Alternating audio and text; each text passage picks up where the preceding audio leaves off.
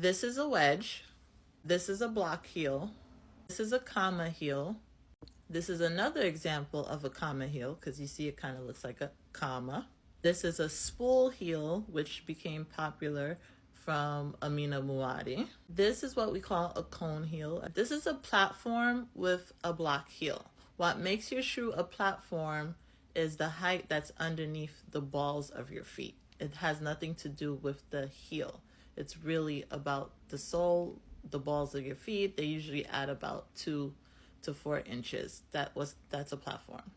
This is a kitten heel, and I love being a kitten heel right now because baby's aging. This is a stiletto. So hey Cherie, or I don't know if you're Haitian, I would read that as Shelly, but hi. Comma heels have been around for a while, since the 1950s. They were introduced by, I believe, hopefully I should know how to pronounce his name right since I am Haitian, but I may mess it up, so bear with me. Roger Vivier. So Roger Vivier was a shoe designer, and he worked for Dior, and I believe in the either mid 50s or early 50s he introduced the comma heel, which is a curved heel. These are another pair of comma heels, as someone did write in the comments of my original video, and they were like, why isn't it called an apostrophe? Maybe they didn't call it an apostrophe because the apostrophe goes above and a comma is below, so maybe that could have been the reasoning for the nickname of the comma. And this shoe could probably have, this heel type could probably have another name, but I'm not sure what that name is. I didn't go into the archives and try to figure out like what's the original names, but I know the nickname is the comma. So a lot of brands now have like variations of a comma heel. Sometimes this is called a slanted heel, because if you Google slanted heels like this will come up, but for me it's like a little bit comma inspired. And these shoes are by Louis Vuitton. The shoe below is the Givenchy horn heel. This is another heel that I feel is kind of inspired by a comma, or could be comma inspired, even though it's a horn heel. A lot of people were saying they didn't like this shoe, or they've never seen this shoe. I've seen this shoe so many times. I feel like a lot of fashion girlies like this shoe. This is a Dries shoe. I feel like, to me, it's popular, but I guess if you're not into like eclectic styles, it may have not come up on your radar. This was a collab between Christian Dior, the brand today, and Roger Vivier, the brand today. So this was a collaboration, and this collaboration made sense since the two people worked together before. I just want to say thank you to everyone who's been commenting on my posts, sharing my posts, saving my posts. Thank you so much for the engagement. I love the questions. I love the commentary. Good, bad, funny. I love it all. So thank you. I'm going to go through some more comments and see what else I can answer for you guys. I got you. So this is a picture of stiletto pump. These are the classic Soak Cakes by Christian Louboutin. So this is a very popular stiletto pump. Most of the time when someone say pumps, they're talking about a closed-toe shoe. So it's closed-toed. The bottom of the sole is usually slightly angled up. Pumps usually expose the top of your foot, which is called the dorsum. When you're choosing a stiletto pump, you need to check out the vamp of the pump. That is the front of the shoe, how high or low the front of the shoe will be, because you don't want a low vamp. A low vamp means a lot of your toes are exposed, which is like in the picture below. So a shoe like this, your toes are exposed.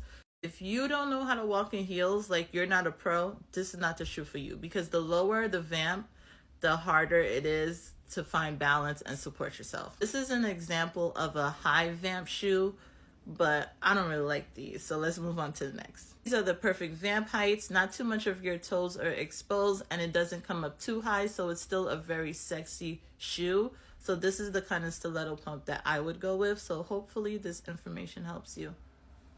Pumps can also be round toe, but majority of the times, like virtually all of the time, a stiletto pump is going to be a pointy toe heel. Hi Manic. So a lot of people did say they like stripper heels and they didn't see stripper heels on the list. You're not the only person. The only reason I did not add stripper heels to the list, or what you would call a stripper heel to the list, because to me, in my mind, a stripper heel is a platform heel.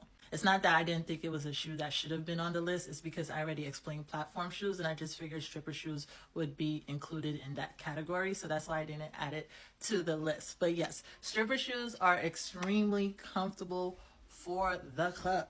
Stripper shoes, aka pole dancing shoes, were made to dance on the pole. So they are very comfortable. Let's get into some key features that make stripper heels comfortable. Stripper heels have an angled toe box, curved insole and outsole. This is supposed to help your toes stay inside of the shoe, although I've seen plenty of people wearing stripper heels and their feet are still, their toes, not their feet, but their toes are still sliding over. So I don't know how much help it's giving, but that's what it's supposed to help with. A lot of stripper heels or pole dancing shoes have padded lining, which is supposed to help with comfort. Girls are usually working long shifts, so the padding helps.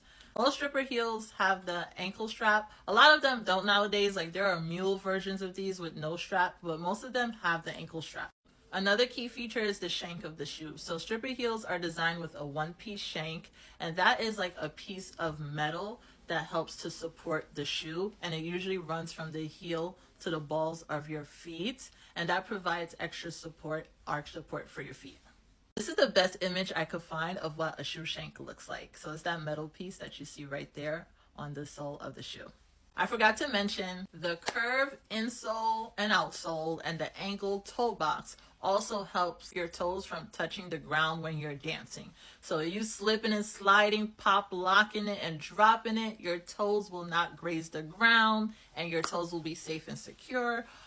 Whenever I hear stripper heels, I automatically envision the clear lucite heel with a PVC upper. That's what I think of. However, they are available in so many different colors now and in solid colorways like the one shown below.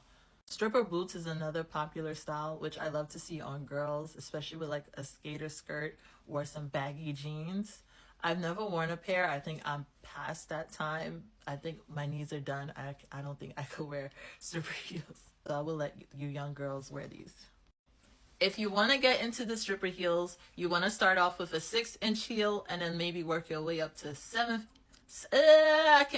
7-inch heel, and then you're going to work your way up to an 8-inch heel. Okay, and that's for the experts. All right, hopefully you ladies learned something new from this video. Thank you for asking all of these questions. See you next time.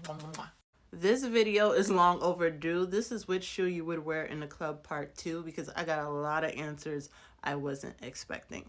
Sneakers I was expecting, but let's get into it. Now, when y'all say flip-flops, is it something like this in the club or something like this? Like, what kind of flip-flops are y'all wearing to the club?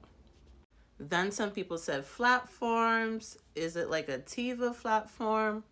Someone commented Gucci slides. Okay, all right. Or were y'all talking about these kind of Gucci slides? Then some of the girlies said Birkenstocks. Now, is it the open-toe Birkenstock, or are you wearing the closed-toe Birkenstock with your socks? Some people said boots. Are we talking cowboy boots, sneaker boots, flat boots? Some of the girlies said they're wearing Crocs to the club now, but I haven't been to a club in forever, so I don't know what y'all doing out here. Someone said Ugg boots with the fur. Some people even replied with moon boots. And last but not least, the girlies just said flats. Like, they would just wear flats. So I used to go to a club. I always wanted to wear heels, like 6-inch heels. And if I was wearing sneakers, I was probably going to like a hole in the wall party, like some house party or, you know, some party in some basement. Let me know which one of these options are y'all wearing to the club.